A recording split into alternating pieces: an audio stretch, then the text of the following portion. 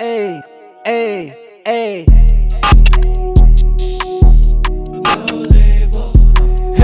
okay. Out to the paper, the grass is always greener. I don't do no labels, I call it how I see it.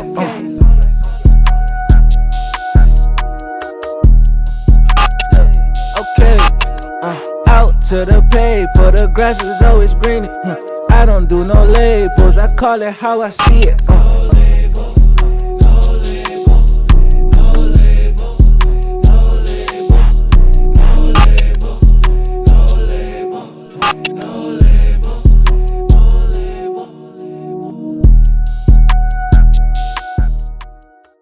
Yo, what's up, everybody? Welcome back to another episode of No Label, the podcast. Here with my boy Nell. Yo. Special shout outs to everybody that's been subscribing on YouTube as normal, liking, sharing on Instagram, Facebook, TikTok. Go over here, head over to nolabelthepod.com.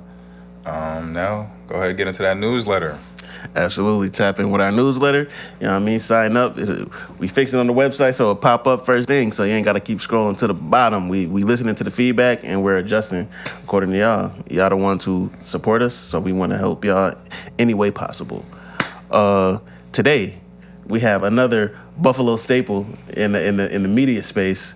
She's been around about a little bit longer than us, and it's always been consistency and high quality content, and you're gonna see her at events, you're gonna see her outside. She's super approachable, and she really embodies that Buffalo hip-hop scene.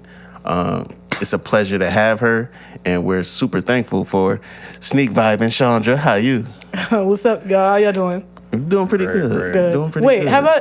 have I been out? I don't think I've been out longer than y'all. I feel like we came out at the same time. It was around us. We was like late December of like 2019. Yeah, we was like the very end of 2019. Oh, okay. I feel like I was late 2018, so that kind of makes sense. Yeah. But you guys were putting out content consistently, I feel like, before I was. I was low-key, like, trying to find my footing, but I remember seeing y'all stuff. I feel like I remember seeing y'all stuff early on. Yeah, it was definitely a bit of inspiration there. I remember seeing it. I'm like, oh, this is dope. Yeah, let's pair it with da da da da. And so it's like, oh, it's like all one machine, and we moving. Yeah. How are you? How are things lately?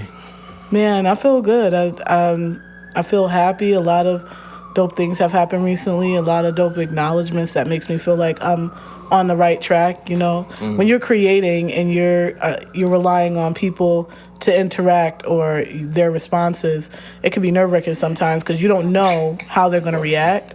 So hearing the people's response and that they're enjoying and receiving what I'm trying to create, what I'm trying to do, what I'm trying to curate, you know, makes me feel good. Makes me feel like, okay, I'm on the right path. I'm going to keep doing this. So, Absolutely. yeah, that's for sure. Yeah, and when we went out, we did the Trimania.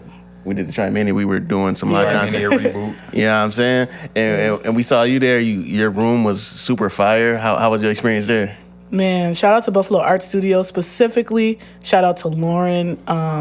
She been watching, you know, kind of what we've been doing and other young artists have been doing. So it's dope to be part of Trimania. It's dope that we were able to have a space and just get, you know, really dope rising hip hop and R&B artists in there. Backpack Mafia, Graham C and L Biz rocked it. For sure. Shout out to Backpack Mafia. Yeah, all of them rocked it. Shout out to OMT, AMT, Oscar for the set design. Like it was a good situation, and we had a great experience. Shout out to Lauren specifically because she really held us down and made sure we was locked in. Great experience. How long were you prepping for it? We knew of this. So initially, they just wanted me there for like marketing and stuff, but you know, we worked the situation out, which is dope, and that was a lot of credit to Lauren again. But we was prepping since like maybe late June. I feel like we started to lock in. Okay. And then we had like a media day, and then we started kind of organizing. I kind of started organizing Backpack Mafia.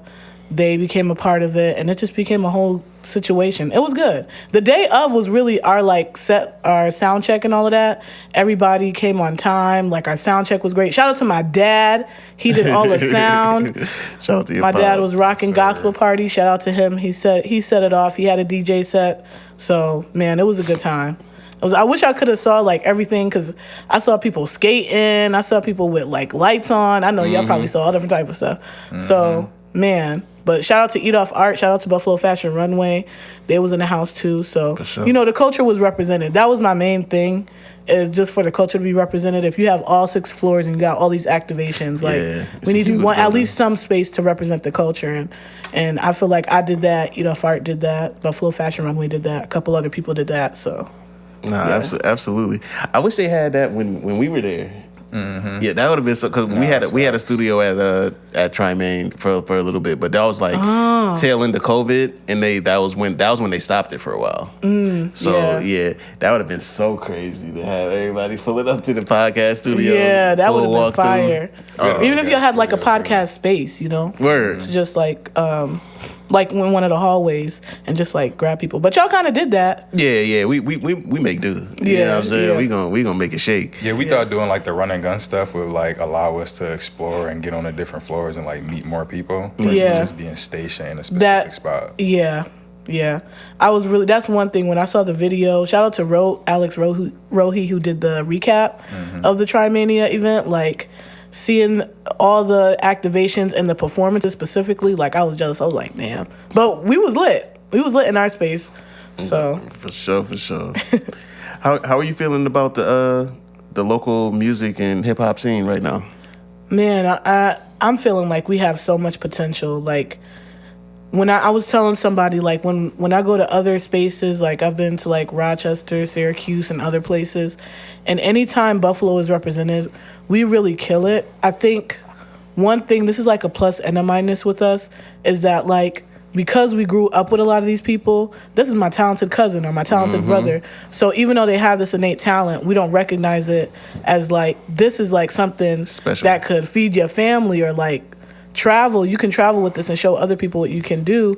And we're also so versatile. So we get, I think, complacent sometimes. Sure. Where because I was kind of like, I grew up in Buffalo, but kind of like removed from certain areas for a long time. When I see like artists just in the scene, just doing their thing, I'm like blown away.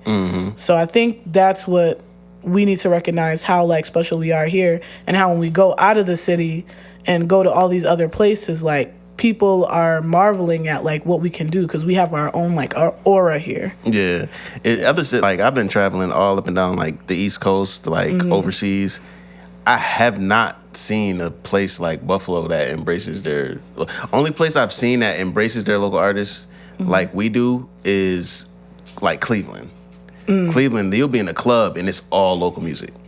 Oh, wow. Yeah, and it was like, it threw me off at first, but it was just like, oh, okay, like, nah, that's dope that y'all support each other.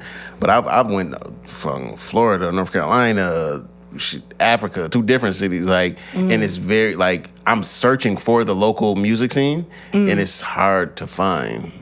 Yeah, and it's just like people take that for granted with Buffalo. Oh, we don't get the support. And da-da. It's like, yo, nah, like, we're kind of blessed right now. Like, so it's like, we got to go harder. Yeah.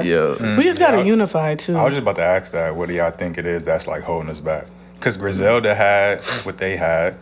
So we all felt like it should have been like a plethora of more artists who like followed up behind them, who then put Buffalo in the scene. But that necessarily wasn't the case after their like prime run. They could do more, but you know, after their prime run of what Machine Gun do, being on Shady, all that other shit, there wasn't like another Buffalo artist who really like came to the forefront that wasn't actually like attached to them. To speak on that, like, what it makes me think of is, one, Wes and them, Wes went to Atlanta, and they kind of got things shaking down there, had a publicist, and then 2, from the experience, it was like we had Tone let us know about the Conway listening party, and Conway was kind of saying the same thing, like, yo, like, we got to find that next person, because, like, yo, we did it, you know what I'm saying? Like, we kicked doors in, so like people know about Buffalo, and it's really a big thing about just, you can't wait for somebody. A lot of times I feel like Buffalo, we looking for handouts versus like, no, hit the ground. Like, okay, you saw them hit other cities, like, we got to hit other cities too. Get a publicist, like, network heavier, like. I think that's the case. Like, shout out to people like Ski, shout out to people like Love. That's why I added people who weren't attached to them. Yeah. because what I was also about to get at is, yeah, they put Buffalo on the map, but like I feel like people who are fans of Griselda are looking for a certain sound. I was gonna say that so they're too. looking for that certain sound from Yeah. Buffalo versus somebody who has a different sound who's also as talented and could be on a bigger stage like Amaro. It's a That's why different I'm sound. excited. I'm low key excited for Tomso specifically because he gives me like Chance the Rapper vibes, like the way he balances gospel, hip hop, R&B, all of that. And I was really proud to. Was it Britt Baker that he was featured on West Side Guns Project? Dr. I forgot. Oh, yeah, I can't remember the name. I think the track is called Britt Baker. Not He was on the last. the 12? latest one. It was Health Science and Gumbo Yaya On the latest one, yeah. on the latest one. Not on the latest one. The one Privy. I can't remember. It was his Hitler Wear Hermes 12. 12. 12, yeah. That I think it's called Britt Baker. I'm pretty sure where Tom Sos is on there and he has that kind of like gospel R&B element, and I'm kind of glad he's staying with that. Like he can rap his ass off, but I'm glad he's staying with that specifically because it's going to signify and make him a unique force and sound and artist under Griselda. Griselda. It's just I'm waiting, and I'm kind of upset he took all this stuff off of streaming. I had commented that, and he was like, "Just wait on it." I'm like, okay. Yeah. I think another thing is what you said before we started this like specific topic was the complacency. I think Yeah. people do just enough to like have one up on their peers or like where they come from. Like I was literally just today I was watching Ray Daniels podcast. He had Wayne on, and Wayne was talking about like the Harlem mindset of artists literally do just enough to make enough money, get a deal, move to Jersey, just so they can come back to Harlem every day In front. and like front and still be able to do everything they did. But it's like I'm over y'all because I'm out of here. But really, you're not out of here because you're here every day. But Yeah. that feeds into the complacency thing. It depends on what your goals are and how do you define success. Like that's what it comes down to. But I think it's going to take us working together and as a collective and just the hip hop community in general for us to get to the next level. I also think, like you said, because a lot of people are attracted to Griselda and follow Griselda and they think Buffalo is just like that hardcore boom bap classic stuff, when we got so many different type of sounds here, like it's crazy. Like I'm looking at what Neftali is doing right now. Yeah, that was the boy first going thought. That was crazy. the first thought in my mind. I'm That like, boy going crazy. I'm a fan stupid. of Spacebound. I really like what they doing. I'm biased, but Maro, I be hearing stuff in the house Yeah, all the time. I'm like, yo, Morrow, this is another one. And Morrow has worked with that like so many artists in Buffalo himself. You know, I see what Kane Wave is doing. You know, always in his lane. I really like. You know, I really like that. I feel like he just does not get acknowledged. 1203. 1203 music is like amazing to me, but I think his is also a different lane. His is more kind of like a R&B, hip hop, kind of more laid back. So Gotcha. that may take time, you know, to catch. But yeah, we got so many different flavors here. It's just Yeah. about acknowledging that and everybody like respecting each other's craft. That I think that's what matters. And working together and not being in competition. Yeah. There's friendly competition. yeah. Yeah. Like if we're on the same basketball team and we're working out, you make 10 out of 20 shots. All right, I want you to do that because it makes the team better. But now it pushes me more to make 12 out of 20. Like that's the kind of competition we need in order to like propel and push each other forward. Absolutely. And just like in the spirit of collaboration, like we recently did the talk at South Park, and she let us know. She said, "Hey, I did one with Schondra, and I asked her who were some good people to have come in, and you mentioned us." And it's like we appreciate that. Oh, you guys! So you guys? Yeah, already we did that. We did, Oh, we okay. did that Tuesday. Okay, shout out to South Park High School. Yeah, I mean, Yeah. but it's like it's simple things like that happen behind closed doors that allow you to allow us to push each other forward to like get better. And okay, boom, oh she did one, okay, well, and she put us on. Oh, let's make her name good by doing as good if not better. And so when you come back, you take it up, and we push each other forward. It elevates everything. Absolutely. That's another thing people have to understand. Like we gotta get out of me. When we all come together, and I know it sounds very like soapboxy and like you've heard it before, but when we come together, it just elevates everybody, and everybody's values go up. So it's like we got to create a network where it supports everyone. And I feel like that's the only reason why I've been able to do the things that I do and try to work to get in certain spaces is by whoever I feel like is talented and gifted. Now, you got to have talent, and you got to a certain degree, you got to work it too. Like, you just can't have talent and just sit on it either. Literally. But if I see you're talented and you're trying to put in some form of effort, then I'm going to try to work, collaborate, see how we can highlight you, see how we can let people know what's going on. And I realized, too, Buffalo is actually very receptive to talent. We just got to keep it going, find ways to, like, maximize it. And that's what I'm trying to figure out now. Like, how can we maximize? Now we've got some of your attention. How can we continue to keep this going? Nah, absolutely. What makes me think about that, like, I try to think of, so many people have done a lot where it's like, okay, now it's time to kind of like bring in a little bit of that funding, advertising wise and stuff like that. Like some of these bigger local businesses, not just like One Stop Shop, but like the rich products, the M&T banks and everything. So I think that's part of the next step. Well, that's why I'm looking at, I'm not going to lie, the fashion movement in Buffalo is teaching me a lot. Crazy. Shout out to, like, Iman and them boys at Buffalo Fashion Runway. Killing it. Buffalo Fashion Week, Khalil. Like, what they're doing, and these are, like, college-age kids, they're getting support and funding from these larger businesses that are staples in Buffalo. You know, everyone has opinions and perspectives, but at the end of the day, they're executing things that people prior to them weren't necessarily doing. And I think also too, fashion allows people to present a certain way and kind of elevate their style. For sure. So the execution of it just, I think, is more attractive to like a larger audience. And you know, we all know in Buffalo, when you say hip hop to certain people, the lights go off like immediately. Yeah. But when you're saying, oh, this is fashion, we're integrating fashion and culture and hip hop and music and all this stuff, now people are interested in like, what could this look like?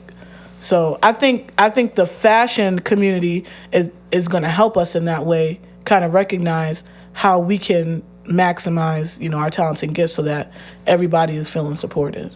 Nah, absolutely. Absolutely. It makes me think back to, it reminds me, because we're speaking of fashion and just like the accessibility, it makes me think of Chippewa. Chippewa in the sense of the dress codes were insane. Yeah. very, very... Sperry's, khakis, polos. Yeah, I'm saying, ripped jeans. Your jeans have folds in them. Sorry, buddy. Like, no Timbs, no hat. No, lift your shirt up, no belt, can't get in. What's the black trend right now? Oh yeah, no, none of that. Whatever that is. No. Wow. But it's a key. It's one of those keys where fashion can open doors. You know what I'm saying? Yeah. Fashion is absolutely open doors.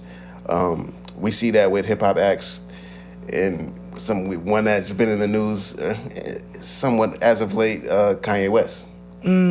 He's kicked in doors from music to fashion and stuff like that. And he recently had that interview with DJ Academics. Oh, he was boy. wearing the swastika chain, iced out swastika chain, and he doing an interview in a black KKK. Crazy. It looked like something out of a Chappelle show. Yeah. It really did look like a skit. It really did. On me. But did you see it by chance? Any thoughts on it? I haven't watched the interview yet. I've seen a couple posts. I saw that, like, you know, Complex posted it and stuff. And it's crazy because I was literally having a heated discussion with someone yesterday about DJ Academics. I recognize how DJ Academics has built. I respect like what he has done in the terms of building a whole platform, media platform, just off of his commentary on hip hop and happenings in the industry, and making a lane that now other people are doing it. But also, I cannot respect all the lame stuff he be doing and all the weirdo stuff he be doing on his platform. I think it gets to a point where it's like, it's no longer just clickbait strategy and trying to stay current. It gets to like, now you're you're damaging. Like you're destroying the perspectives of young minds.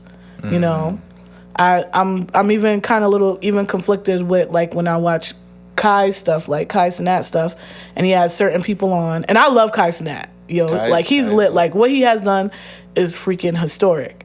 But I look at some of his stuff and I'm like, you have young, impressionable audience watching this. And it's not just an audience in America. These guys, you see what Speed is doing. He goes to Barcelona. He goes to Spain. And people are running in the street. They gave him a key to the city in, like, Peru. Like, different countries, kids, like, 11, 12, 13 are watching. And my nephew, he's 9, and he loves Speed and Kai Cenat. And I'm, like, conflicted because they're taking the terms that they see on this. This is just one perspective. Yeah. And think this is how all, like, Black Americans act. Yeah. Or even when he had, what's the one kid rapper that was lit for a second? The little 7-year, like, he's RT, like, something, little RT or something. And you got him rapping, and he's making jokes about, women's bodies and stuff like that. I'm like, I don't know how to feel about that. But just to stay on topic, that's how I kind of feel with academics. Like, now you're having an impact on young, impressionable minds. And, like, I saw a TikTok video that was talking about how hip-hop media might be, like, the catalyst for, like, even incel culture and just, like, being so numb to, like, so many things because everything is a bit. That's very like, good. everything has become a bit. You familiar with incel? So it's like, for me, I'm very conflicted. As a woman in hip-hop media, I'm very conflicted. But with that said, I feel like there's nothing I can say about Kanye. For a long time, I felt like he was like a lost soul and that he had experienced so much trauma and pain. And you got to also, when you watch Genius and see how no one was taking him seriously for such a long time, and he like really believed in himself for such a long time and pushed himself into where he's at now, like, I understand, like, you're going to be on your shit because people, no one fully believed in you. Like, they let you into space, but they used you for whatever they could. But at the end of the day, again, you get to a point where you have all this riches and wealth. It's like, what else do you want? Yeah. And I think, but I also think he's experiencing a different level of discrimination and racism that's just out of our tax bracket. Yeah. Like, we're experiencing... He's showing people, like, yo, you could have $1 billion and still get treated like a nigga. Yeah. Like, and I think that's where I ain't gonna say a lot of his pain comes from, but that's an element of it. Because he spoke a lot on betrayal. He spoke a lot about his marriage and how that transpired.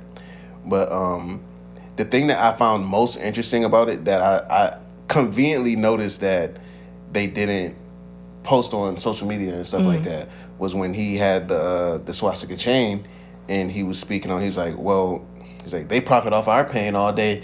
He's like, I make this chain, and so now I'm profiting off theirs. But now it's an issue. Now it's an issue. It's like, y'all profit off black pain all day, every day for years, for eons.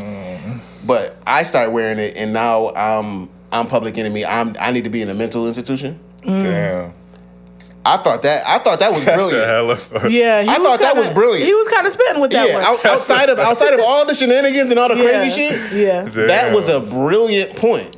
Yeah, and it's like it takes the time to sit back and really. I'm like, whoa, like, nah, like people have been profiting off of our pain, and we don't get compensated for it.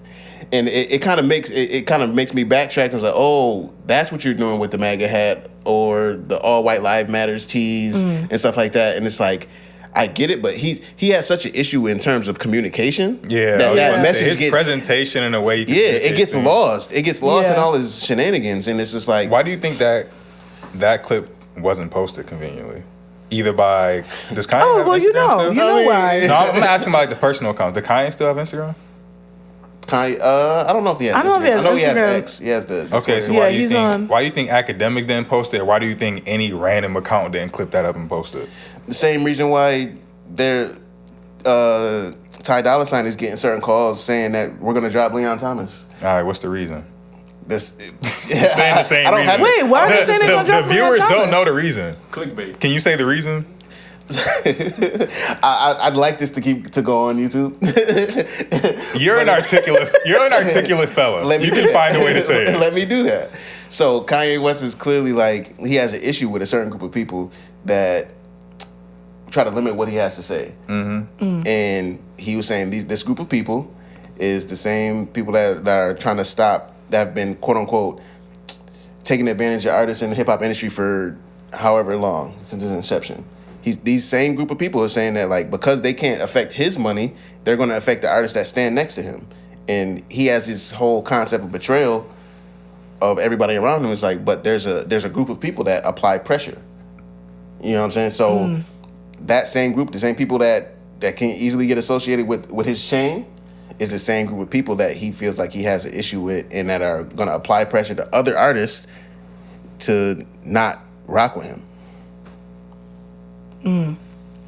I was dancing. You didn't answer my question, but There is something weird though, like even with the was it Kyrie that had said something that said something? He posted a link. yeah, he posted a link. All he did was posted a link. There is something very weird about that, on like his story. and I'm not gonna you guys know what group of people I'm talking about, but that, like, for example, that post that Kyrie Irving made there was some propaganda that they're accusing him of pushing that was in that content. But there is something very weird where when we talk about like black struggle and just the history of black Americans, like people, there's no care in the world, like no one's listening. But as soon as the history of another certain group of people that do we have similar experiences? I don't know if I could say that, but they have experienced immense pain and tragedy as well. When that comes up, it's like people lose their minds, and I'm just like, we're not even. I don't even consider us, like they say 200 years ago with slavery, but we're not even 200 years removed. I don't even think we're like 50 years removed from all the pain and tragedy we have experienced and our ancestors has experienced. So it gets really weird with that. But I will say this, Kanye I think he plays the game well, and I think he found a way to stand on his own. And I think what a lot of black people are attracted to is the power that he has. He cannot be controlled, and the fact that he can't be controlled, that's admirable to a lot of black people. However, you just can't move with rage. You have to have some type of strategy, and if you really are about freedom and all of that, you need to. What did Will Smith used to say? I always go back to that quote. He's like, you have to understand it first. There was a specific quote he had, but it was like, in order to change something, you have to fully understand it, understand the inner workings of it. So, and I think to a certain degree, Kanye understands the inner workings of just how society works, how capitalism works, how the fashion scene, the hip hop scene, the industries work, and that's what makes him powerful. But he has to do something effective with it. I feel like he's causing more dissension and chaos and trauma with it. I don't think he's using his power the way he should. Yeah, a lot of his points were very self-centered, is because it's like, well, this person hurt me or this group hurt me. And like it always came back to how he felt and how it affected him versus how this can change hip hop as a whole, or how this can adjust how black people are viewed as a whole. Yeah, I feel like that got lost, and it's like that's where his ego comes into play, and just like Kanye gonna be Kanye. Yeah, you know what I'm saying? It's like, it's funny because like we haven't spoken on Kanye that much, just like with the podcast, just because of all the stuff. I feel like we spoke on him recently. What did he do prior to this? I couldn't. Oh yeah, the whole rant on X, like he was just going off and off and off. We were talking about people that needed celebrities that needed therapy. Oh yeah, facts. Oh yeah, He definitely. 100% He came up. in this interview, he speaks on a majority of the stuff that he's talking about is coming from his own pain, like his own trauma. Yeah, you know what I'm saying? He can't see past that, and it's like it becomes an issue. It becomes an issue. It's like you don't even see the trauma that you're causing by wearing a all black KKK Klansman joint. You're not even acknowledging that. Within the interview, what was his justification for wearing that? His justification, I think, was profiting off of pain. I that's what I took. Well, nah, with that, you're profiting off of our pain. Yeah. As So a that one billionaire, doesn't- profits is that one profits. doesn't make sense. I'm saying, yeah, profits is profits, but you can't use the justification of you're profiting off of other people's pain, like he was saying with the swastika chain. I mean, we'd have to ask him. No, we don't. It's obvious. We're the ones who suffer pain from the KKK. So you wearing a black KKK outfit, you're not capitalizing off of anybody else's pain but your own. Yeah. It's Yeah. it's a lot of trauma based. But Profiteering type doubling back to something Schondra said. So you said there's a group of people that we're not going to name. Who We got out of there. We got it out of there real smooth. we haven't said it yet. He's trying to get y'all canceled, low key. It's an important Trying to conversation. get y'all canceled. Back to it. You are a wild boy. All right, so boom. A group of people that we're not going to name now, whenever things get talked about in regards to them, it can be shut down or silenced, but we can kind of put out any narratives or any bad media or whatever about black people. So Yeah. do you really think that it's a problem, or like that's a bad thing that they're able to do that, or should we step up and then unify more and able to be the same way? Oh, we need to unify more. I mean, we can't stop what they're doing, and a lot of times I know I don't want to perpetuate any stereotypes, but that group of people are involved heavily in media, and they usually work closely with a lot of influential people in the hip hop scene, in the hip hop industry. So that's why we have to unify. And that's the only time we're going to have changes, if we unify. I mean, it's the same old thing. Black people as a whole, like, we have to unify. And now it's like worse with social media. Everyone is like, oh, we got to do it this way. Can we unify on one thing and get one That thing part. done? Like, look at with the whole DEI situation and Target dropping their DEI.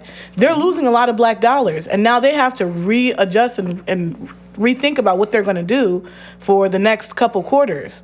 So, like, we have power, and that wasn't even like all of us. Word. That was just, and I think that was really just one day that everyone came together and, like, we're not going to buy anything. We're just going to buy local. So imagine us doing that, like, for a year. 365 days. We put a dent in their pocket for a day. Imagine what we could do in a year. So really, nothing is going to change until we unify, or the right people are leading. I think that's another thing too. like, For sure. With Kanye, all the power that Kanye has, there's so much he could be doing. You know. Yeah. So. Do you think we need a black leader? Absolutely. Yes. Now, all right. we Do you need think some- it's a good idea for us to have one? I think we need to have a collective group of people that we can keep accountable. Not one specific black leader, but a group of leaders that can keep each other accountable and that we can keep accountable. I think we need something like that.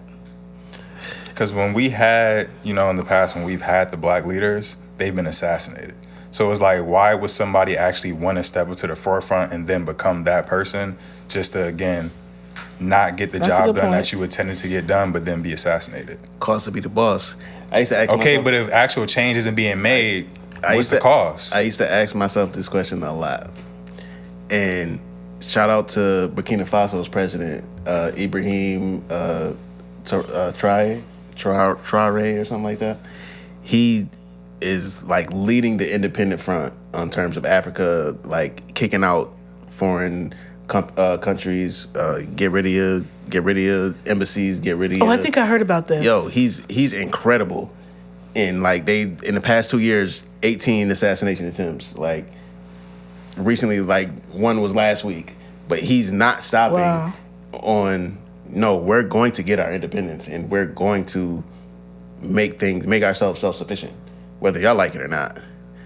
And it's a cause that's not going to stop. It's a cause worth dying for. It's like, I'd rather live under your foot or die trying to, you know what I'm saying, see the sun for myself. That's my take on it. But you make a very real valid point on just like in terms and I'm of, also playing God's advocate. I'm not really like saying what my actual perspective is. yeah, in terms of in America, we've seen once again with narrative and just like let's say, news and propaganda of, when our leaders get taken out, they get taken out publicly. And that's for a reason, to make sure that you don't follow those same Instill footsteps. fear. Yeah, and that's, at a certain point, we have to say, like, that doesn't matter. It's not changing our course of action. We're going to have our sovereignty. We're going to have our nation. We're going to do what we need to do. And it requires more than just one person. It requires, like, everybody to work. Like, if they snuff one out, 3 more are going to pop up. Right. You know what I'm saying? It's There's like, a certain level of discipline you got to have. Yeah. And organization, too. Organization. that part. Where the movement is more powerful than the leader. Yeah, and I think it's necessary, and then, like, we're really at that. We're super at that point. We're teetering on that ledge of where it's like, are we going to do this, or is like, are we going to let technology and the speed of how fast things are changing, like, overflow? And it's really imperative at this time to, like, really, like, think about, okay, what part do you want to play? Now, do you think we should take that approach to, like, a political or government route, or, like, pick a specific industry to where we take over and unify, and we're then, like, the top people in that realm? I think it's everything. Whether it's like, all black people, let's unify and really become the main catalyst for cybersecurity, because that's something that's taking over and going to be the top thing. Or whether, like, what we're doing, where we're trying to make an imprint in media, specifically in the way we're being portrayed in art and hip hop, etc. Like, selfishly, I kind of want to say every aspect, because, like, black people are very diverse in the sense where it's like we have people in a little bit of everything. But What should be the focus, if we have to focus, I would say blockchain technology. Because that is going to be the foundation of the next 20 years. Just like, I think, like, Bitcoin and cryptocurrency was, like, the same rate of what the internet was in, like, 98, 97 type of vibe. And we see what the internet is doing right now. So if we could get black people to control infrastructure and create our space in that blockchain space. Is Bitcoin still making a profit? Because it felt kind of like a fad or a trend to me. It's still moving, but it's like, my thing is like, once again, that's with propaganda. They've been saying, oh, it's going down, it's tanking, da da da da. They've been saying that for however many years and stuff like that. It's gonna go to zero. Meanwhile, the billionaires are buying the asset like it's going out of style. You know what I'm saying? They putting 50 billion in there every other month type of thing. So it's like, you could tell me this is some bullshit, but you're buying $50 billion worth of bullshit. That's what they do. You plan 100 years in advance. I'm not falling for it. They shit on this so that the value can go down and they can buy more at a better price. I'm gonna keep it low so all my homies could get it. Yo, I'm telling you, Don't, Nick. I pay for that ad. I pay for that CNN joint to tell you it's trash and don't buy it. I'm telling you, buy this, bro. Wow. And it's one of those things, and it's a technology base where it's like it's non-fungible. It's like it's corrupt. It's like you can't change it. So it allows you to submit your space in technology and increase your security. It's so many in terms of like what we talk about. The application of it is it's so many different things. Like, I think that's the spot where we could start. But how many black people are in tech? How many of those black people in tech care about black issues? You know what I'm saying? That's a fact. So I think that's where I think it should be. Maybe that's why I go back to the collective situation, because if you have leaders in tech, black leaders in media, black leaders in news, black leaders in the political space, and they're all uniting and having like a meeting of the minds and figuring out, what industry is going to solidify us financially, socially, and give us more protection, that like makes sense to me. It's hard to say like a specific industry because we need support in all the different industries. 100%. But I think if people in all these industries that we have a heavy influence in come together, or at least a couple leaders from each industry come together, then we might be able to do something. Nah, for sure. It's a dude named I'm trying to find the name of this company right now, but it's like I want to say it's Saint Technologies, and he's out of Africa, and it's a black dude where he's got an electric car, but it's like it runs off of radio waves. Like he got TVs, he got motorcycles, cars, helicopters, generators. Like you got a car that can literally like give power to your house. Wow. You know what I'm saying? It's like that's such a, and like as black people, we know we disrupt shit. So it's like that's such a disruption in terms of like a certain group of people having their foot on our necks. Mm-hmm. It was like, yo, fam, like this, if this could be like open sourced and spread around the world, and like fam, it can change everything. When we're exposed to, I think we're prisoners of our bubble too. A lot of times. When we're exposed to different things, like that's one thing I really do like about TikTok. I feel like the diaspora of black people are able to interact so much more, for sure, like positively. You know, you're always gonna have the negative stuff, but we can interact with each other. Like, you know, you have a lot of black people, specifically black women, that are like K-pop fans. And so I've kind of been watching how that goes. And because of K-pop, they get into like Korean culture, and like the phones over there have become really popular. And apparently their phones are better than iPhones. But because like I don't know if it has anything to do with the whole tariff situation or the manufacturer of those phones, they're not able to sell it in America. But if they were able to sell it in America, it would take over. Yeah. So, but people have started ordering those phones, and like it's way cheaper. You can do more on it. The cameras are better. It's just more affordable overall. There's much more customizable features you have. And it's like, if you didn't have TikTok, you wouldn't even know about this, you know? But also, the method of them even understanding about this new technology is through K-pop. That's why music is so powerful to me. Yeah, because you wouldn't even know about this through the music. Now you have access to another culture, and your curiosity starts to grow. So that's the dope thing. So we just have to purposely move with purpose and intention to like look outside of what our present is. Yeah. And hip hop is so influential, where it's like you got African drill, you got Italian drill, Chinese like drill, and it's just like, yo, fam, you're impacting the world ignorantly. You know what I'm saying? You're changing the world in your ignorance. Now imagine if you actually put some thought into this, where we could benefit each other. You know what I'm saying? It's such a thing where it's like, we have to at some point at some point there has to be a breaking point where it's like, okay, we gonna stop bullshitting as a people. And I think that's the question in terms of how we can change our environment. And just a random like type question that came in my mind: do you think we use black as too broad of a description for our people in terms of like black Americans? Because a lot of times we're super inclusive, and we kind of like anybody who's like of darker hue, we kind of be like, oh, you fall into the black category. Do you think we hurt ourselves in that sense of trying to include everybody and not necessarily just hyper focusing on the black born Americans? That go for both of y'all too. Like, it's not just her. I don't know. I have noticed too, like I've been seeing the black Brits versus black Americans beef, specifically with food. It's not that serious, y'all. If you don't want beans on toast, don't eat beans on toast. Like, it's not that serious. Beans and tuna, how dare you? It's not that. It's really not that serious. But there is a serious cultural divide, and I think that's what we're starting to realize because the advent of social media.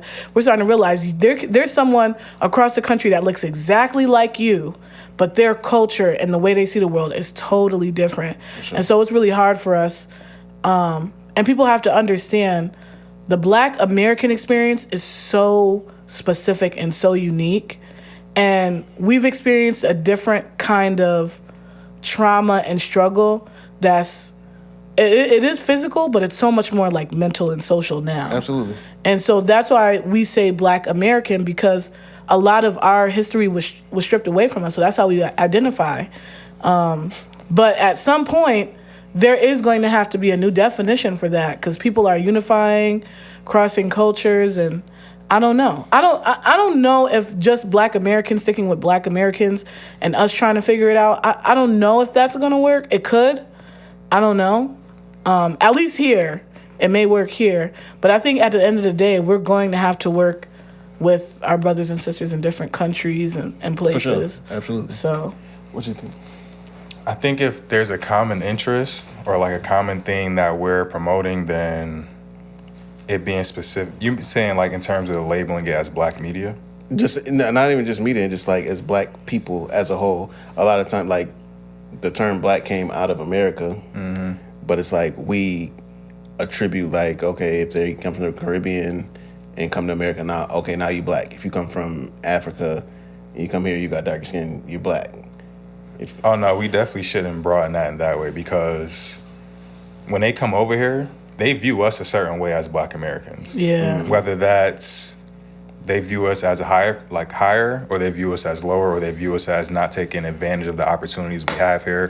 Whatever it is, they view us a certain way, so we definitely shouldn't just group them in as being Black or Black American, whatever it is that we're trying to perpetuate.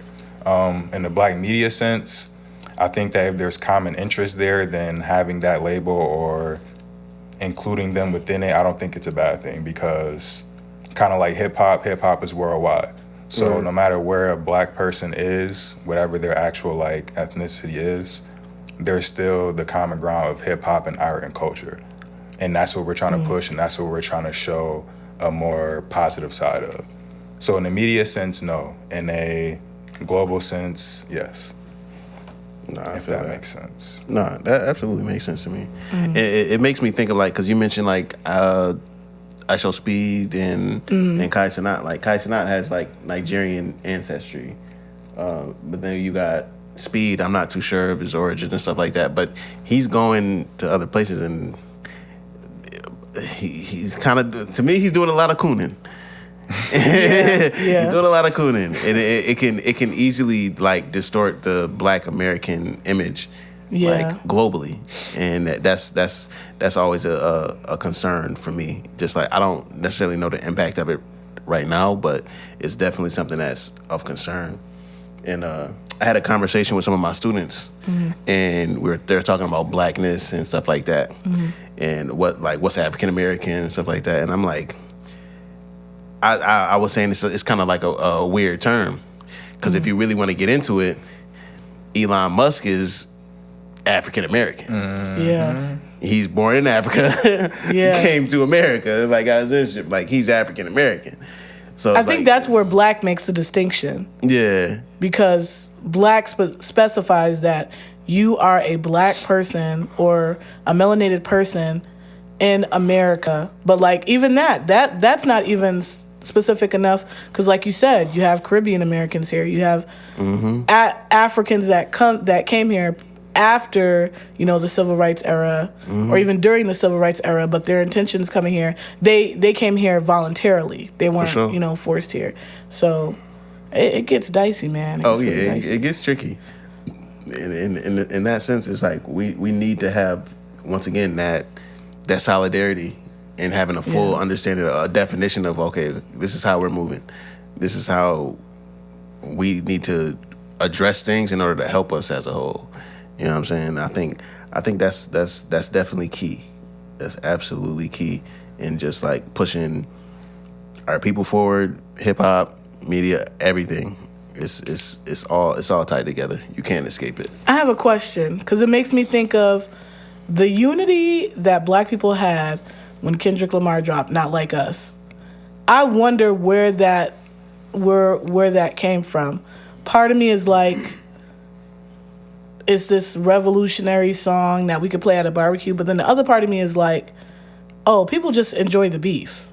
They like, it's more fueled by people enjoying a beef and enjoying these two rich Black men going at each other. So I think that was Yeah, I don't want to cut you No, off. go ahead. But like, I think that was a point of differentiation. Like what we kind of like what we just talked about. We had a healthy discussion about talking about the differences between, let's say, a Caribbean black person and somebody who came in from Africa who's in America now, and just like people who were born here. Kendrick drew a line in a sense where it's just like, yeah, we're all quote unquote black, but some people aren't like us, and it's just like I think that it was just like. It could have sparked a deeper conversation, which I would have hoped for, but it was just like, it's easy way to just point at somebody else and say they're the problem. You know what I'm saying? Yeah. But Not Like Us was definitely a easy window to like spark a conversation about like black identity politics and stuff like that.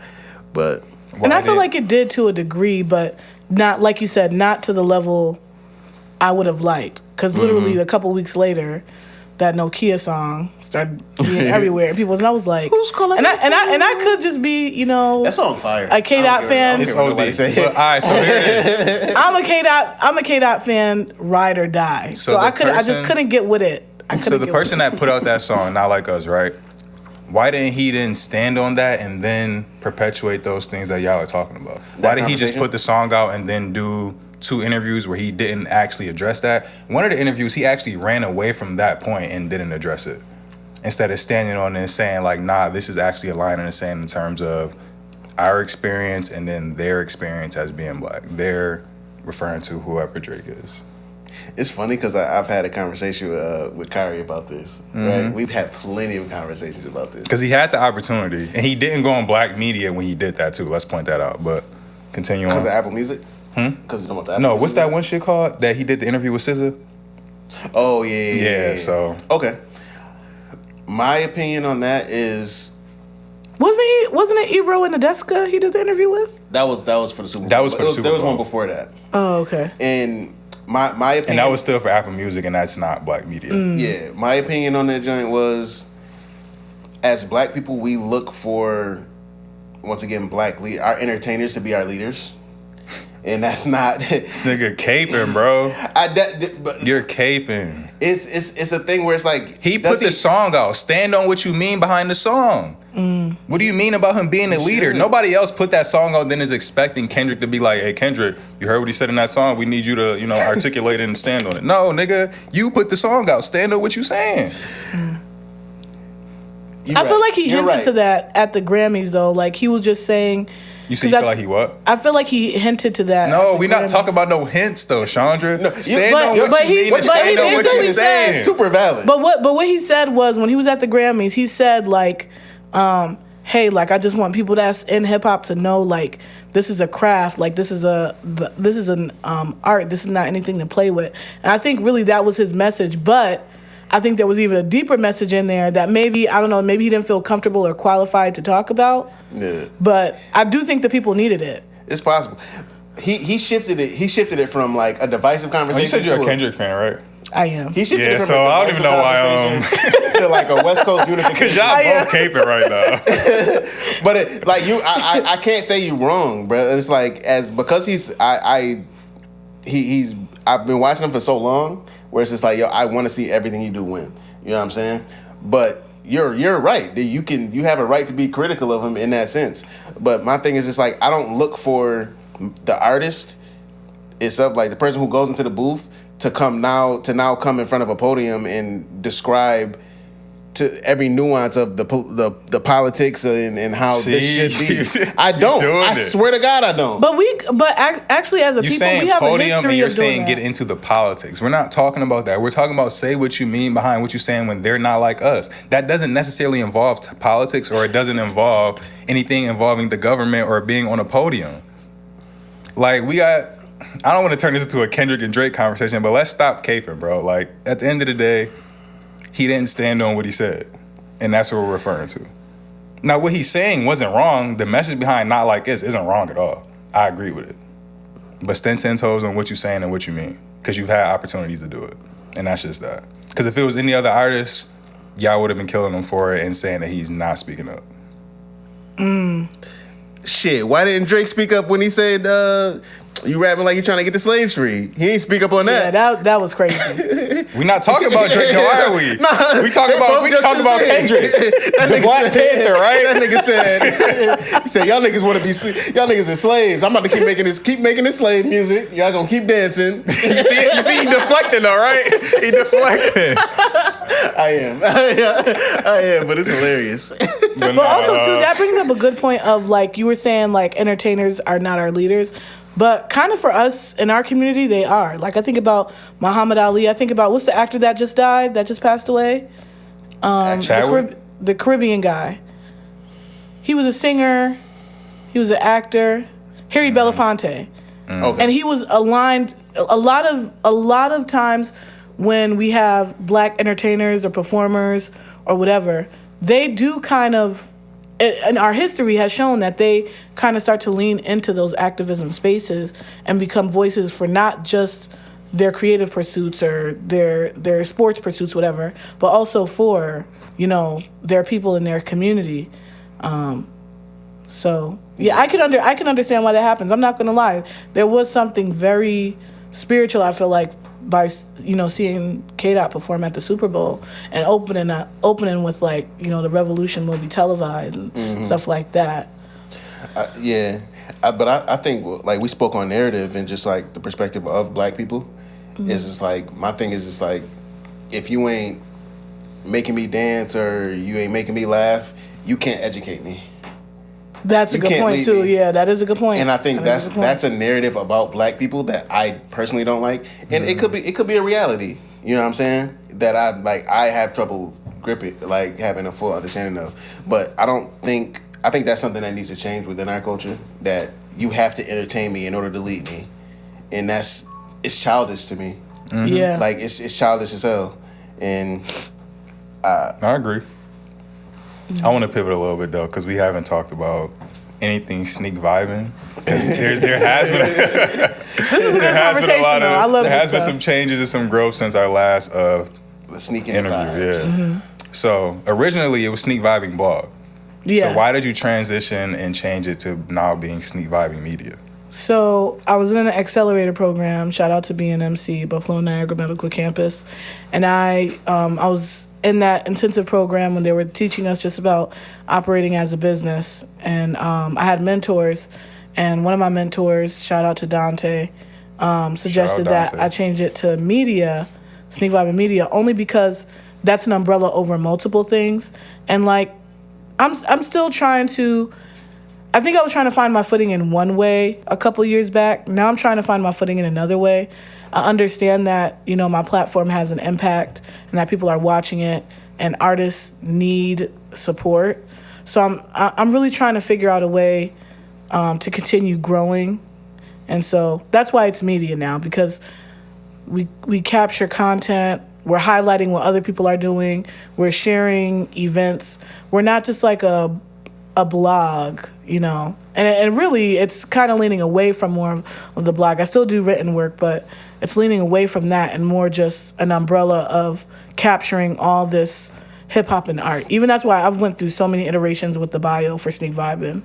Like I used to have a long ass bio. I don't know if you guys remember that. Now it's just covering hip hop and art, Buffalo, New York, powered by the culture. So like people understand.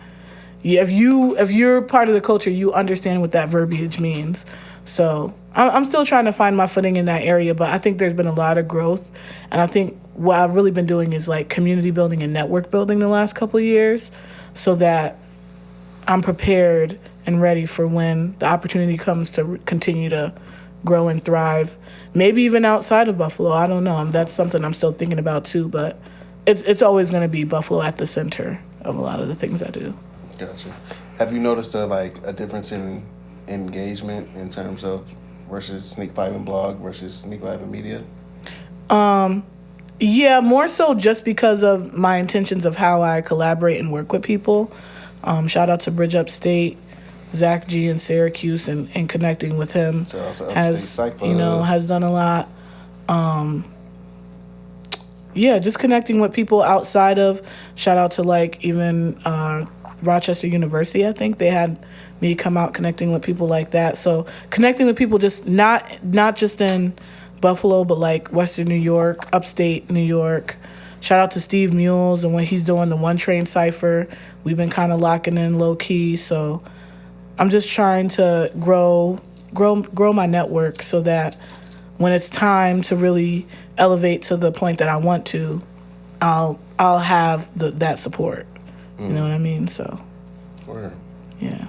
Do you enjoy like writing, like articles, or do you enjoy curating events more? Man, I feel like I've been bit with the curation bug, like probably the last like 5 months or so. Just there's something about like being in the moment with people and them experiencing what you put together, and also like showing them, like, look at this artist, or look at this song, or listen to this, and seeing how they enjoy it. So I feel like I'm being bit with the curation and content capturing bug, where I still love writing, but I think it is slowly starting to move to creating events and experiences and spaces. And, you know, everyone's doing that, so I'm just trying to stand out even with that, and how I'm doing it. And that's why I really stick to creating I'm trying to create quality experiences on social media and off. You know. How many members are a part of, or how many team members do you have? No. Man, I'm not gonna lie to you. A lot of times it's me, but I have to shout out people that have supported and helped me. Shout out to Neff, Spotlight Series in the building. That's supporting me. Shout out to my sister. Driving me everywhere. Yeah. I'll be at her house sometimes stressed or knocked out. Shout out to my family, my dad. He comes in clutch with the sound. Like, we got Ladies First coming up in a couple months. I'm really excited about that. Even with Trimania, he had me locked down for the sound. Shout out to Chris Price. He's another one. He's an artist, but also a photographer. Shout out to Ito Langston, Economy Productions. Shout out to AI The Anomaly, Itina, background support. Shout out to Chantel. There's so many people. Buffalo Girls, like Pretty Bully. There's so much support I'm getting behind the scenes, and I'm so thankful specifically for a lot of the women that are also either in proximity of the space or in the space that encourage me, support me on the daily. I can have conversations with, you know, so much. There's so much support. Jawiria from BNMC. There's so much support I get behind the scenes, so I'm thankful for that. I seen you had our young boy Mikey with you too at Buffalo Fashion Runway. Mikey is the future. That boy is the future, and he locks in. Like, he locks in. He's on it, and like I'm not gonna lie to you. I'm low key plotting. Why is he out here? Because I love what he's doing. I love that he's young and he's like in the scene, and he knows how to carry himself. Like, he has fresh energy and he's like professional, like respectable. Yeah, you know, and he's fun. Like, he has a good time. So we was talking to him at the Trimania, and he's like, "Yeah, I want to go to school in Philadelphia because I feel like I know everybody in Buffalo." I'm like, you 17 and you feel like you know everybody in Buffalo? He be like, outside. That's what I'm saying. Like, that's a testament to him. It's easy. Yeah. It's doable. Yeah. I be feeling like I know everybody outside. And I ain't been outside since I was like 16, 15. I met a lot of people. And it's like I still see a lot of those same people outside. Yeah. Bro, going to a different place will definitely expand the horizons. Definitely. But he's ahead of the curve. You kind of want to experience that early. Like, my sisters, a couple of my sisters moved to LA, and like they've experienced that shock of being in a different place early on. So they're kind of like going to be a chameleon, where I think about, like, if I go to another space, like, and now I'm 30, like, that's going to be an adjustment. But I do want to experience that, and that's something else that I'm kind of ruminating on. No changes in the future soon, but I don't know. I could move just so that I can create more opportunities for here. So I don't know. It's kind of all up in the air, but my goal right now is just to continue on the momentum that's slowly building. Like, I see people watching what I'm doing and wanting to support, and I'm just like a fierce collaborator. So I'm just in that mode right now of collaborating with as many people as possible. That we share the same values. And, love that. Yeah. I love that. You want to jump into top five? Top five. Oh, boy. So we got a top five segment. Pretty self-explanatory.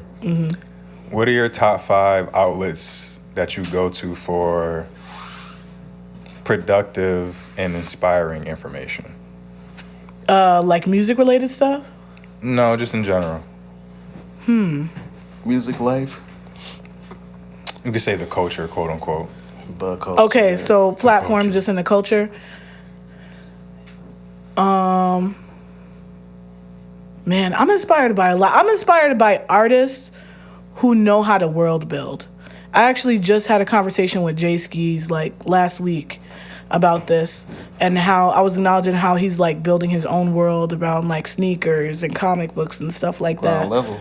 Yeah, and even what he's doing at ground level, like, and that's what I like. So I like Kev on Stage. I don't know if y'all know Kev on Stage. Mm-hmm. Yeah. But he's like a comedian, but like the way he has created his whole platform, and now he's creating his own shows and things like that, like, is dope. I see what La Russell is doing, and I'm like super inspired.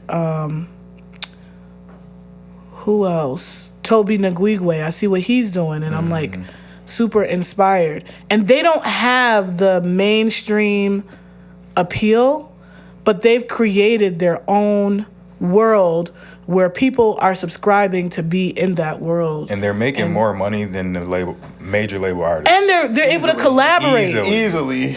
And they're able to collaborate. They're able to do what they want. They have full creative control. And they're collaborating with all these people. Like, I believe Toby has something with Pharrell and what he's doing. And now he has something with Adidas. Like, the fact that they're able to do that and they're not relying on, like, the powers that be is so impressive to me and inspiring to me. So I really want to do, something like that. I'm trying to think of some women in that space. I really like Lauren LaRosa on The Breakfast Club, and also what she's doing with her platform, Black Girl The one that's Winning. replacing Jess? Huh? The one that's replacing Jess? She's not replacing Jess. She's not. I was just talking to somebody about this. They're in the pot. Jess fills a void and Lauren fills a void. And I think they can coexist. Also, too, we have to recognize that media will purposely. This is like the perpetual struggle of being a black woman in the media space. As soon as there's more than one, it's like we have to be enemies, and it should not be like that. Yeah, and I sure. feel like media in the background. There's such a good example I could use, but I can't. I don't want to be messy, because there was something that happened like this here with a platform, and they were miscommunicating between me and another black platform, and I went out of my way to communicate with this other black platform. Let's work together. We're not going to allow them to manipulate our perspectives of each other or what's going on. And we have to be so. We have to recognize that immediately and be like, I'm not going to feed into it. You know what I mean? Mm-hmm. So I feel like there was some production stuff done on behind the scenes with Breakfast Club that caused that burst, to happen. But so Lauren LaRosa is one. Breakfast Club. I'm trying to think. Yeah, I don't know. I haven't watched the Breakfast Club in forever. That's just something that I see. I'm not going to lie. I love the Breakfast Club. I love watching. They were an inspiration for sure. For sure. No, what's I'm bugging. Nadeska on Apple Music. Shout out to Nadeska. She does stuff a lot of stuff with Ebro. Oh man, what's the Nyla Simone. Nyla Simone, yes. I love how she's creating her own like commentary space. She does stuff on The Breakfast Club, but then she has her stuff where she's highlighting artists. Like what she's doing is kind of like what I want to do. Creating her own space, having these events in different places, but then also she had like the podcast and the interviews that she's doing. But so she's kind of aligning herself with these larger media platforms, but she has her own thing going on too. So shout out to Nyla Simone. She's someone else that. Dope. Now, Yeah. top 5. You said places I go for information type of thing? Platforms. Information and inspiration. Information. Double I. That's why I was on my phone. I was trying to find the names of these people. I can't remember, like, particularly their names. Oh, sorry. Councilwomen, too. They're more of, like, dance and hip-hop, but I love everything that they do and the way they put content together. Absolutely. I'm trying to think. So, one I'll say is Dissect. They be breaking down, like, music and hip-hop stuff. And you said this is from music in particular? No.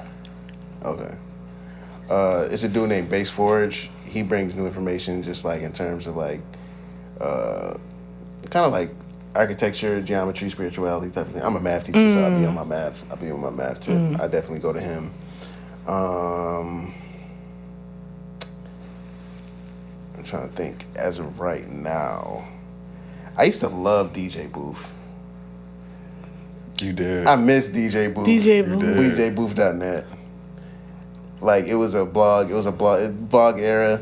Like they used to have some of the illest artists like who you never heard of. And, like They're not around at all anymore? They're still here. He has an Instagram page. Yeah, they're around, but it's not to the same impact. They were super dope, and it was just like I always interact with them. For real, like Andrew Callahan with Channel 5, because he talks about a lot of niche populations throughout America, and he touches on topics that don't necessarily get the same publicity. I feel like I've heard of him. You probably have. His stuff used to go super viral, and he recently had a joint called like Dear Kelly, a documentary called Dear Kelly, and they would talk about the radicalization of like Republicans and stuff like that. How do you go from a normal person to be this super radical Trump supporter, type of thing? And he breaks it down in a real interesting way. And I think last would be, I don't know, Joe Budden. I don't go Ew, to Joe Budden for like. You said ew? Insight. I don't go there. I have a love-hate thing with Joe Budden, man. Schondra. I have a love-hate thing with Joe Budden. He We got gives JVP me Patreon. he gives me members. top-tier hater vibes. Like sometimes Wait, hold on. We'll get into it. Hold on. Do you remember when he came to Buffalo? he came to Buffalo. No, when was this? Tone. Do you remember when Joe Budden came to Buffalo? Yeah, we ran. He ran out of the city. Yo, he was shitting. John Boy came up to what was it, Lux at the time, and who was it? Joe Budden made us comment about a song that somebody was performing. So John Boy pulled up, and Yeah, he got boogie. But I remember this shit like it was yesterday because he was a club here. And he was upstairs, like they got there's 2 floors, but they got a secret 3rd floor. So he was up on the 3rd floor. People didn't even know Joe Budden was in the building. I'm telling this story because it's funny as hell. But it was Biz. It was first classes on stage. It was like Biz, Skis, and Mitch. They on the stage and Mitch performing the song, and the chorus is like, I don't mean to call you no bitch. I don't mean to call you. But then you like that. You love that shit. It wasn't. I did not like the chorus. This nigga, Joe Budden is upstairs tweeting, "Oh my God, these niggas suck. These niggas are fucking terrible. Get them off the stage. Oh my God, Buffalo is so trash. Get Buffalo the fuck out of here." And yo, they got Joe Budden the fuck up out of there. And none of us knew. We're still in the venue. We didn't know John Boy was like going back at him. So now it's like 4 of us that's starting to get tagged, and it's like, yo, what is going on? And then like we look, and all of a sudden you see Budden come down the stairs and go straight out the back door. He didn't go out the front. And then John Boy walks in like, where he at? I'll be like, what's going on? I'm like, yo. This is tweeting crazy right now. Wow. Tweeting crazy. It was wild. That shit is so classic, bro. Tahiri was in town. She was at Buffalo Live that night too. That's crazy. That's so crazy. Yeah. You can go get your 5. Joe Budden, Of TV, course. TV. Earn Your Leisure, financial literacy. Oh yeah, media yeah. platform. Solid. 19 Keys. Okay. It's this platform called Kids Take Over. It's centered around like art and hip hop. I love him. You do? The Indian dude from Canada. Yeah. And now he lives in New York. And I don't know if he's from Canada. He's from Canada, but he's lived in New York the last year. I don't know. But yeah, I And know he's doing talking- amazing stuff. Yeah, I follow his stuff. I've been watching him since they had like 1,000 subscribers. Wow. That's fire. So Kids Take Over for sure. Just the way they like built the whole brand and kind Yeah. of like what we do where we have like the red and black, everything is kind of like a certain aesthetic. That's kind of how his is, more so for like a web version they go after. How many I got? 4? I think it was 4. Yeah, it was 4. 5.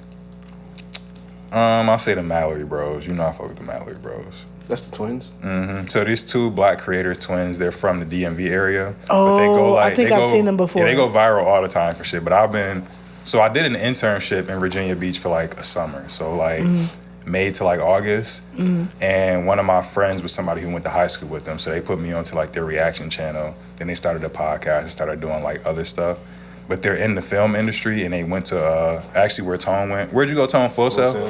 Yeah, they went to Full Sail for film.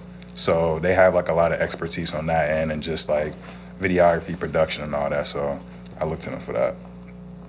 And they our age, so 2 black men our age. That's dope. Now back to Joe Budden. Yeah. So, do you feel like the current group of people that he has with him on the podcast, do you feel like they add value with their insight and perspective on that podcast? 100%. Not everybody. I won't say who doesn't and who does. Because I'm gonna look a certain way. Boo. Yeah, we know who doesn't add, but yeah, I think they do for sure. You don't think they do? Why do you ask that? I just feel like it's a bunch of grown men sitting on a couch. Do you actually watch the podcast or listen? Sometimes. I do watch a lot of clips, I'm not gonna lie. All right, well, So, that's... Yeah, clips so aren't... I do watch a lot of clips, I'm not But gonna lie. I'll just break down like the cast and who kind of does what. So you have Ice, he's like one of the initial trolls on Twitter. So he's part of like that community. He's managed people. His brother is Arsenal, who's like one of the most known battle rappers of all time. So he's been in the music industry for a long time. So he has that perspective and he's a music head. You got Parks, who's a Grammy-nominated engineer. Elmira's finest. Elmira's finest. He's worked with Griselda, Nas, DJ Premier, all types of people. So he has that perspective. Ish, he's like Joe's. They were like close friends growing up. This is a big homie. Yeah, so Ish knows Joe and he can check Joe in a way. Ish and Ice can check Joe in a way where nobody else can. So Joe doesn't really, even though y'all see clips of Joe saying wild shit on the podcast, he don't get that shit off because they gonna check him.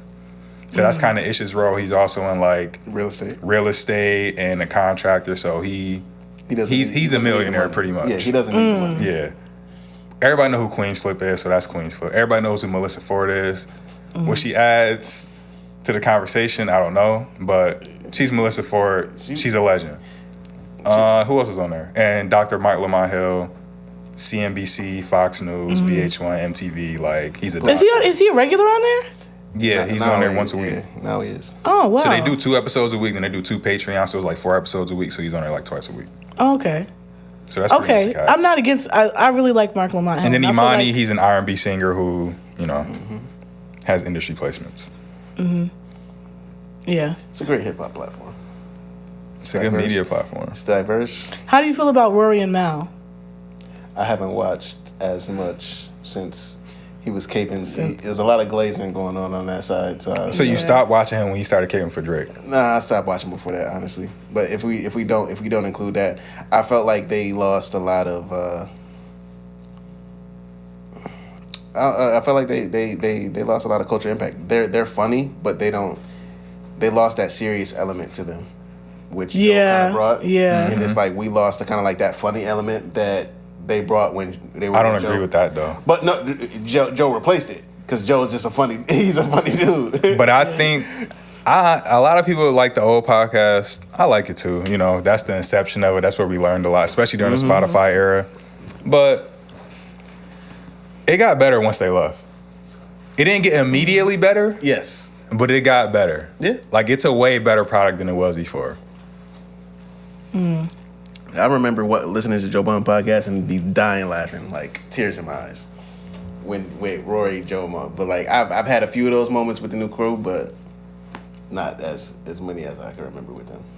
And what's your beef with Joe Budden, Schondra? He just Schondra gives me from hater SNEAKVIBING vibes. Media. He just gives me hater vibes. Like, I'll say this. This is why I say love and hate, because there's some points, like, I really liked his insight on the whole Drake and Kendrick beef. Like, I actually liked how he was thinking about it and how all these series of things had to happen prior to this, you know, this verbal sparring back and forth. So I thought that was interesting, and only he could share it that way because he's in the industry. So because he's in the industry, he recognizes certain things. However, sometimes he just gives me hater vibes. I didn't like the interview he had with Doechii. That really set me off too. Really? I feel like he was, I don't know, I feel like he was kind of being a little shady at some points. He's messy. It could be just the way he executes things and asks questions that kind of turns me off. I wonder where his intention is at sometimes. Okay. With things, and I can so that's understand what makes me I can like understand the hater question him. perspective. You know, so sometimes he gives me like, you know, old head hater vibes. Sometimes, not all the time, but a lot. I think he rebranded since. I can agree with that. Yeah, I think he rebranded since. I think also I'm a Migos Virgo verse. like he is, so I can I can see when he's like just being okay. when he's just being an asshole and when he's actually serious, or when he's just like caping for the camera, and when he actually like feels his way about something. Yeah. Like when we were just talking about something earlier, it wasn't necessarily my perspective, but like I said, I was playing God's advocate, so that's kind of what he does sometimes too. For sure. Third But eye. he definitely adds something. He definitely adds a value to the hip hop media space that a lot of people can't add just because he has the experience. So I got to give him credit for that. But I feel like he could do better. And he was one of the first like known rappers to have his like own media platform. Yeah. That actually mattered. Shit, YouTube. He is a trailblazer in that way. Shit, he was one of the first people on the internet talking about relationships. He's literally one of the first people on the internet talking about relationships in black culture. Like, Documenting when he got beat up by Wu-Tang, all that. iconic stuff. Third eye segment. So we talk about unpopular opinions, conspiracy theories, all that stuff. We touched on a few things already that could easily fall into the third eye segment. But my initial thought goes to the term of narrative. You know what I'm saying? So I was talking to one of my like elders in Detroit. Shout out to Maywa from the Tamarian Institute. And we were speaking on narrative and the power of narrative. We had pre-production conversations just about how people choose to put themselves in certain environments or tell themselves certain stories in order to justify like what they're doing. And we see in the world today of hip hop's narrative, black people's narrative, like, and how we push that through the world. What do you think is the narrative that hip hop needs in order to like get better and like positively impact the world?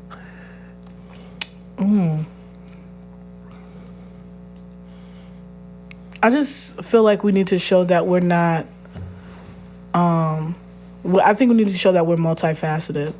I think people still subscribe to, specifically with black artists and creatives, certain stereotypes. But I feel like that's changing. I feel like, weirdly enough, Tyler, the Creators is kind of one of the leaders in kind of pushing against stereotypes. For I like sure. what Doechii is doing. I like what, and I'm using them as an example because they're artists that not only have their cult following, but is breaking into the mainstream in a very unique way. Yeah. I kind of like, you know who I really like, and I'm starting to like him even more and more now, Wiz Khalifa. Because I just feel like when he's in certain, especially in media spaces, he always adds so much wisdom. And he's in a lot of these like younger, like more just high energy, chaotic media spaces. And he handles it so well. He does not get enough credit. He doesn't. I don't care. Some of my students were showing me like Wiz Khalifa and some kid, and I'm like, "Yo, you seen this video?" And I'm like, "Oh yeah, that's Wiz." Da, da, da. He's like, "Who?" But he's talking about the streamer kid that's featuring with him, Yeah. and I'm like, fam, that's a legend. Yeah. People are smoking weed in their videos right now because of him. Yeah. People are vlogging their everyday lives as rappers because of him. Fam, Yeah. like tattoos everywhere becoming a popular thing. Yeah. him. I'm not saying he wasn't the first one to do it. I'm not saying he's the first one to do it. But I'm saying like the popularization of it, where it's like I don't have to get a face tat and be a killer. Like that's Wiz. Tap my whole body. I don't give a. You know what I'm saying? Wayne had the tattoo. All right, there we go. Had the tattoo there we before go. him, but everybody was not trying to get the face tats and stuff like Wayne. Right. You know what I'm saying? I agree with you now. I'll gladly say that. But it's just like Wiz, and he has, bro, he's cemented. He's cemented in hip hop history. He just seems like a very smart person, and the way he shares, he knows how to simplify like complex ideas or concepts to younger people that may not be able to understand certain jargon or whatever. He just has a way with how he presents himself that I feel like is really cool. But he's not afraid to show that he is multifaceted. Like even when I remember when Gilly, that dude is crazy. Gilly from $1 Million Worth of Game, he was coming at him because Wiz was like, he had a video of him like fighting in his underwear or whatever, and Gilly was like, pause, and Wiz was like, bruh, I'm doing like Muay Thai in a video. Why are you watching it, and why are you even thinking about that? And I just feel like that's what we need. We need to like see our people doing all different kind of things and being multifaceted. I was having an argument with somebody yesterday, even like about Lil Yachty, like, and Lil Yachty's a complex character. I'm not gonna lie to you. I'm like bittersweet with him too, but like even the way he's kind of branched out from what he was and is doing all these different things in these different facets. So I feel like we just have to see our creative, our artists, our entertainers doing all different kind of things, and be okay with that and thriving. I think we need to see that, and we need to understand like we don't have to wait till we're financially wealthy to do those things too. You can do them now. Word. Like if you like to kayak, my sister used to work at a kayaking place, and we used to kayak. Like you can kayak. There's not a lot of black people kayaking, but if you like doing it, then do it. Like don't wait for somebody to co-sign it. There was an interesting article too, like about JT from City Girls, and this is more in the black women stereotype space. I think I know what you're talking about. Yeah, but they were coming at like a lot of women were coming at JT because she dresses a certain way and things like that. And I think us as people, we're so like hardwired to think that we're supposed to be a certain way that they can't believe that this black girl from Miami that talks like this can dress like that. Like people were mad because of the Apple, I think it was the Beats commercial that she did, and she had silver hair, and I'm like, y'all are losing y'all mind over this?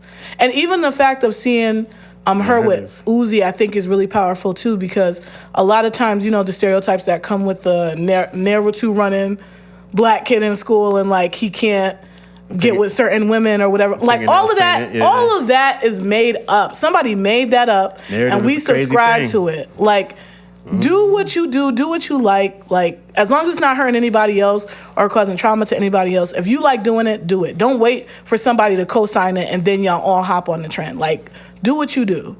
Right. So I think that's one thing that'll break the narrative, and that's slowly happening. But we're gonna we just need to get into what we're into and stop worrying about what everybody else is doing. All right. Last question. So, in terms of narrative, if we had to promote hip hop and let's keep it hip hop.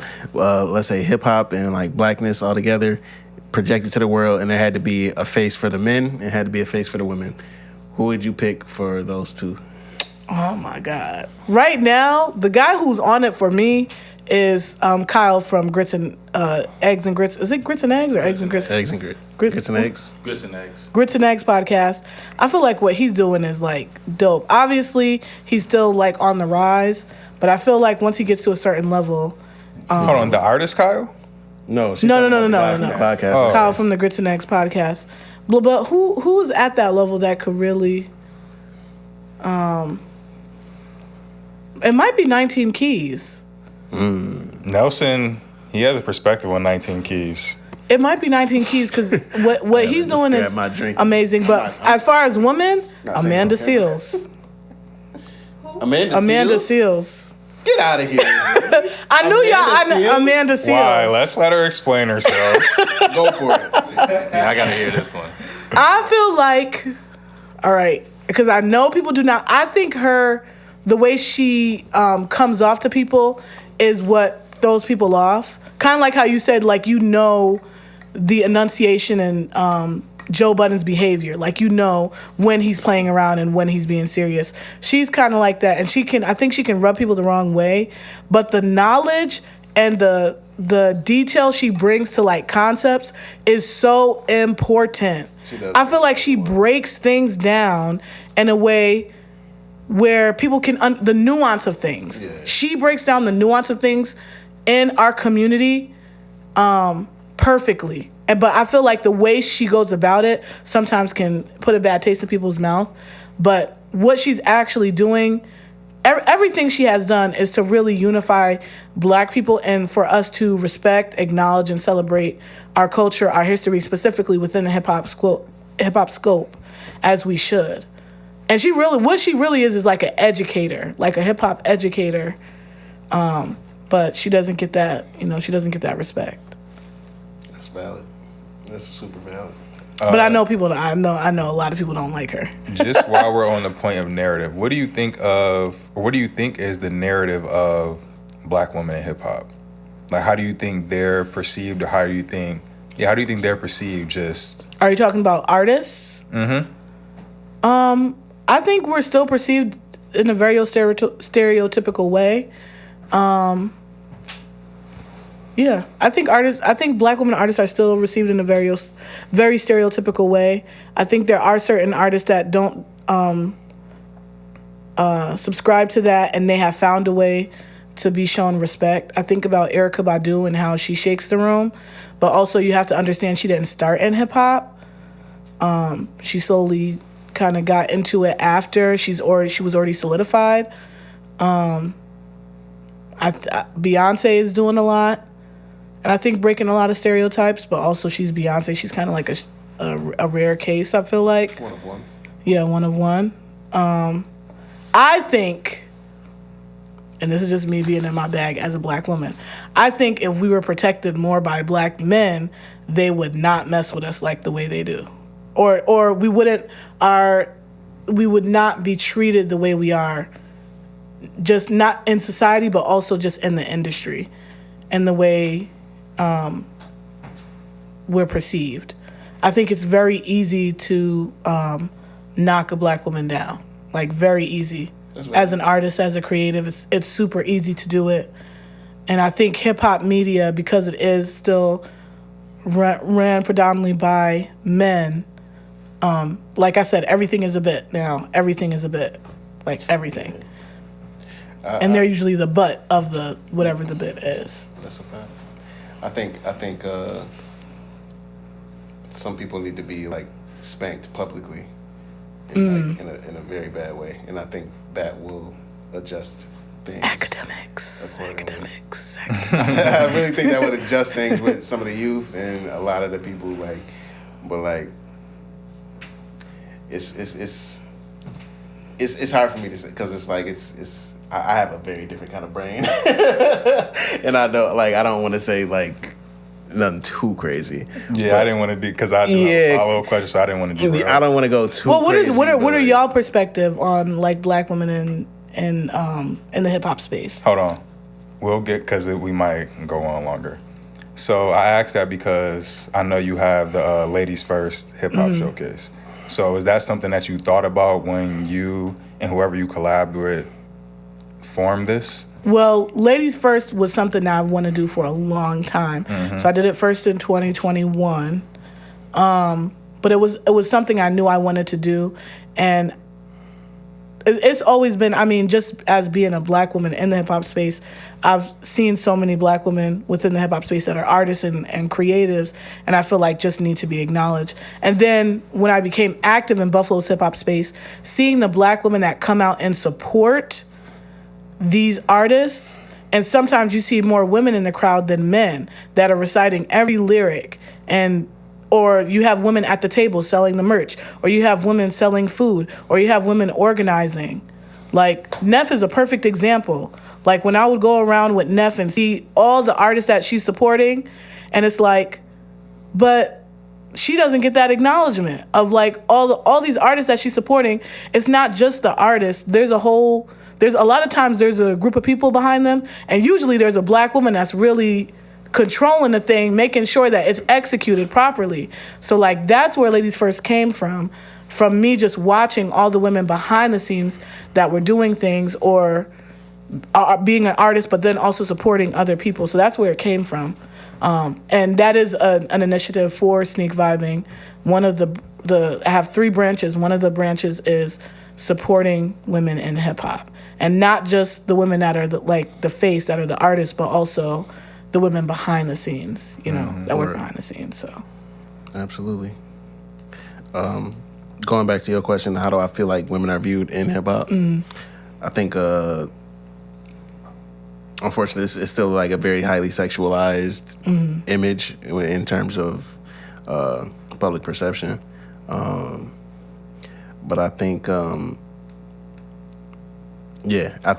think it can shift if we allow it and we don't prioritize our entertainment more than like something that has some substance.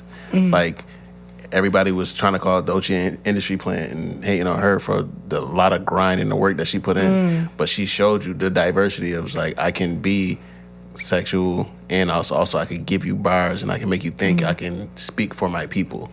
You know what I'm saying? And they try to kick her down for that. Yeah. And that's the part. Calling her music Harriet Tubman music, though. I mean, I'm gonna be getting my bag. That's a Drake bar. That's crazy. That's a Drake bar. When? They called her music on Twitter Harriet Tubman music. When? This was maybe a month or so. A little bit before the Grammys. I ain't hear that. In what way is her music Harriet Tubman? And I was about music? to say that's not accurate at all. And we have a serious colorism issue. So Drake said Harriet Tubman. I mean, Doechii music is Harriet Tubman. No, Drake didn't say it. Drake didn't say it. It was some kid. Some. What do they call the kids? The kids YNs?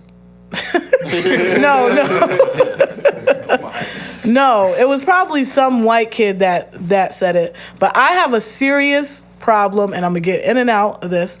I have a serious problem with that. On the Radar, and I love On the Radar. Let me start by saying I love On the Radar and what they're doing.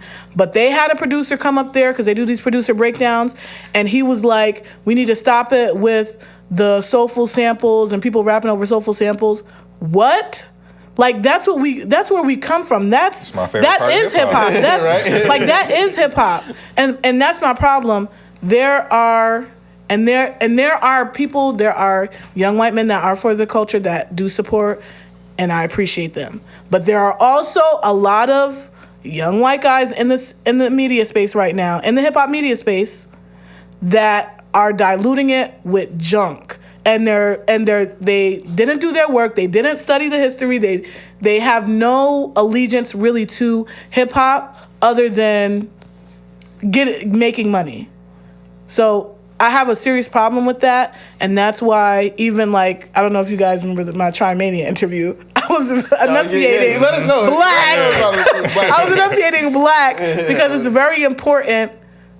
And I understand why people gatekeep now. I was not for the gatekeeping. Now I'm like, we need to gatekeep. We need to gatekeep because y'all cannot come in here and be tastemakers and say things like that. That's so culturally irresponsible. And then another thing that Amanda Seales brought up that I feel like is going to be a big topic as we move forward is cultural competence. You can have someone that on paper it looks great for a job, looks great for a position. But if they are not cultural competent in the hip-hop media space, no. That's facts. It's funny because we didn't even get to... I had the topic about Adam 22 talking about him going broke. I don't even care about him. I don't even care about that guy. I planned a whole topic around that, but... And we need to stop, as black artists, why do we keep... There should not be any more black rappers on Aiden Ross's streams. Like after he had Trump come on there and did all of that, you playing 50 Cent Many Men while Trump is coming out, like that's A1 pandering. Like I couldn't believe it. I don't know why Kai Cenat and Speed is hanging out with Aiden Ross. Like that blows my mind. Niggas will shuck and jive. For real, like come on, it gets to a point. It gets to a point. So I could go on and on. I'm done. We love having you done. here. Anytime you want Thank to you come for having through, me. Appreciate we can you. do this anytime. Where can the people find you and get in touch with you? You can find me at SNEAKVIBING Media, Sneak SNEAK, Vibing VIBING, Media MEDIA. You can find me as Schondra the writer on Instagram and socials, X, everywhere. Yep. For sure. Powered by the culture. All day, every day. We appreciate you, Schondra. Thank you for having Part me. 2. There will be a part 3, I'm pretty sure. For sure. No Label the Pod, we out. Peace. Peace.